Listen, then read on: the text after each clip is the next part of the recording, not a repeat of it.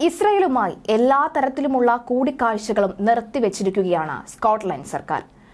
ഇസ്രയേലിന് എന്താണ് വെടിനിർത്തൽ കരാർ കൊണ്ടുവന്നാൽ കിട്ടുന്ന ലാഭം? ബന്ദികൾ പുറത്തു വരണം. അത് മാത്രമാണ് കൃത്യമായ ലാഭമെന്ന് പറയാം. ഇസ്രയേൽ പിന്നീട് ആവർത്തിക്കുന്നത് ഓഗസ്റ്റ് 7 ഉണ്ടായതുപോലെ ഇനി ഒരിക്കൽ പോലും ഇത്തരം സംഭവവികാസങ്ങൾ ഉണ്ടാകരുത്, അതിന് ഹമാസ് പൂർണ്ണമായും ഇല്ലാതെയാകണം എന്നാണ് ഇസ്രയേൽ പറയുന്നത്. അതുതന്നെയാണ് വെടിനിർത്തൽ ചർച്ച ഇങ്ങനെ നീണ്ടുപോകുന്നതും. പക്ഷേ ഈ ആഴ്ചയിൽ ഒരു ദിവസം വെടിനിർത്തൽ കരാർ അംഗീകരിക്കുമെന്ന പ്രഖ്യാപനം, അംഗീകരിച്ചുകൊണ്ടുള്ള പ്രഖ്യാപനം ഉടൻ വരുമെന്ന് അമേരിക്ക അടക്കമുള്ളവർ പറയുമ്പോഴാണ് സ്കോട്ട്ലാൻഡ് ഈ ഒരു ചർച്ച നിർത്തിവച്ചിരിക്കുന്നത്.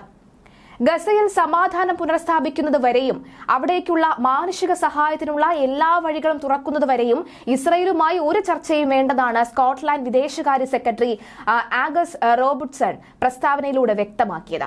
ഗസയിൽ സമാധാനം പുനഃസ്ഥാപിക്കുവാനുള്ള നടപടികളുടെ ഭാഗമാക്കുക, അവിടേക്ക് അയക്കുന്ന സഹായങ്ങളെ തടയാതിരിക്കുക, വംശഹത്യയുടെയും യുദ്ധക്കുറ്റങ്ങളുടെയും അന്വേഷണവുമായി ബന്ധപ്പെട്ട അന്താരാഷ്ട്ര നടപടികളോട് പൂർണ്ണമായും സഹകരിക്കുക എന്നീ ആവശ്യങ്ങൾ ഇസ്രായേൽ സ്വീകരിക്കുന്നതുവരെയും ഞങ്ങളുടെ നിലപാട് തുടരുമെന്നാണ് റോബർട്ട്സൺ പറയുന്നത്. യുകെയിലെ ഇസ്രയേലിന്റെ എക്സിക്യൂട്ടീവ് അംബാസഡറുമായും റോബർട്ട്സൺ കൂടിക്കാഴ്ച നടത്തിയത് വൻ വിമർശനങ്ങൾ ക്ഷണിച്ചു വരുത്തുകയുണ്ടായി. ഭരണകക്ഷിയായ SNP തന്നെ റോബർട്ട്സന്റെ കൂടിക്കാഴ്ചയ്ക്കെതിരെ രംഗത്ത് എത്തുകയുമുണ്ടായി. ഇതിന് പിന്നാലെയാണ് അദ്ദേഹം സ്കോട്ട്ലാൻഡ് സർക്കാരിന്റെ നിലപാട് വ്യക്തമാക്കിയത്.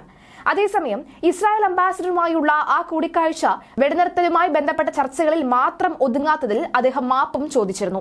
എന്നാൽ ഇസ്രായേലിന്റെ അഭ്യർത്ഥന പ്രകാരമാണ് പുതിയ അംബാസഡറുമായുള്ള കൂടിക്കാഴ്ച നടത്തിയത് എന്നും ഗസയിൽ ഉടനടി വെടിനിർത്തലിന്റെ ആവശ്യകതയെക്കുറിച്ച് സർക്കാരിന്റെ വ്യക്തമായ നിലപാട് പ്രകടിപ്പിച്ചിട്ടുണ്ട് എന്നും അല്ലാതെ അവരുടെ അതിക്രമങ്ങളെ അംഗീകരിക്കാൻ വേണ്ടിയല്ല എന്നും റോബർട്ട്സൺ പറയുന്നു.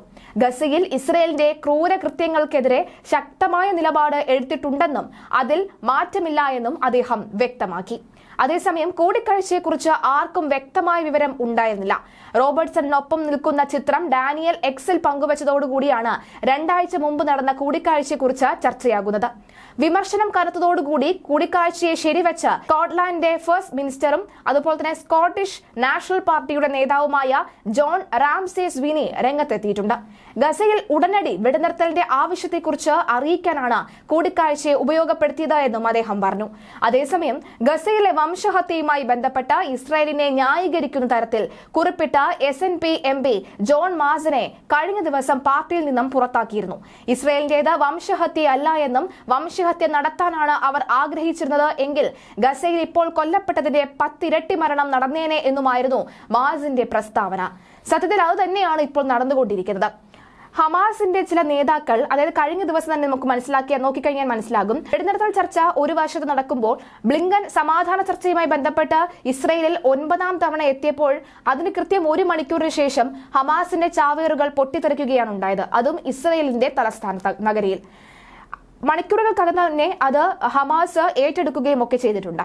അപ്പോൾ കൃത്യമായി തന്നെ ഒരു വെൽ പ്ലാനോടുകൂടി വെടിനിർത്തൽ ചർച്ച ഒന്ന് സമവായ ചർച്ചയിലേക്ക് എത്തുമ്പോൾ ഏത് നിമിഷവും വെടിനിർത്തൽ ഉണ്ടാകാമെന്നൊരു ആശ്വാസ വാക്കുകൾ, അത്തരം വാക്കുകളും പ്രതീക്ഷകളും മുന്നറിയിപ്പുകളും ഒക്കെ തന്നെ അമേരിക്ക മുന്നോട്ട് വെക്കുമ്പോഴും ഇവിടെ ഹമാസ് അത് ഞങ്ങൾക്ക് ആവശ്യമില്ല എന്ന തരത്തിലേക്ക് കാര്യങ്ങൾ നീങ്ങുന്നു എന്ന് വേണം പറയാൻ.